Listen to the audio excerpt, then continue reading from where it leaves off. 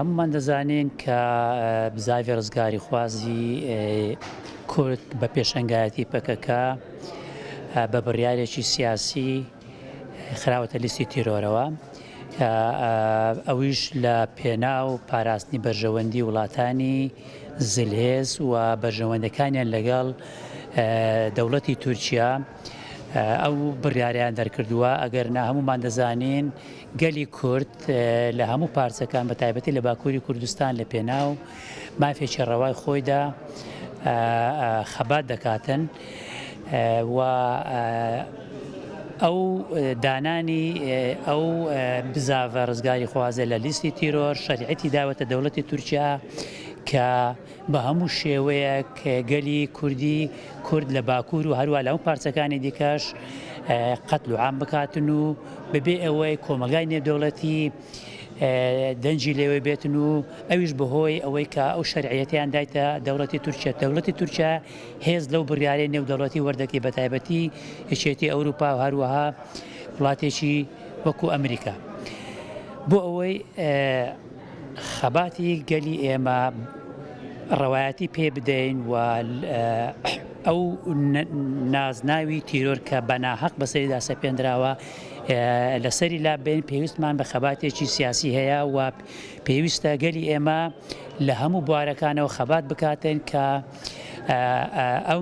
تەفکەری ئازادی بزوتنەوەی ڕزگاری خوازی کەری کوردستان لە لیستی تیرۆر دەربهێنێ. بۆ ئەمە بەستەش لە مانجی یەکی ئەم ساڵەوە ئەو کەمپینە ڕاگەیەندرا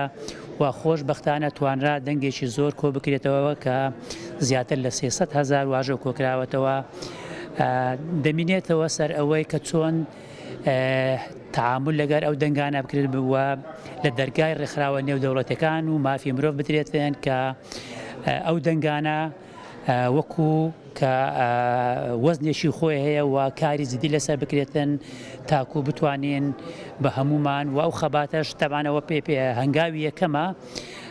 و دەبی هەنگاوی زیاتری بەدوادابێتن و بۆ ئەوەی بتوانین خەباتی ڕەوای گەلی خۆمان لە خەباتێک کە بە تیرۆر ناسراوە بیکەین بە خەباتێکی وەکو مافی هەر گەلێکی دیکە پێناسە بکرێت. دەریانانی پەکەکە لە لیستی تیرۆر دوو ڕەهەندی هەیە. یەکێکیان ئێمە وەکو خەڵکی کورد پەکەکە بەهێزێکی شۆڕژێری داکۆچی کرد لە مافەکانی خەڵکی کورد دەزانین و مافی ئێمە وەکو گەل کە نوێنەرایەتێکی بەو شێوە هەبێت کە دیفاع لەو کارە بکە. دووەمیشان باسێکی یاسایی و جیهانیە بە پێی هەروەکو ئەمڕۆ لە پانێڵەکە باسکرا خستنە ناو لیستی تیرۆری پەکەکە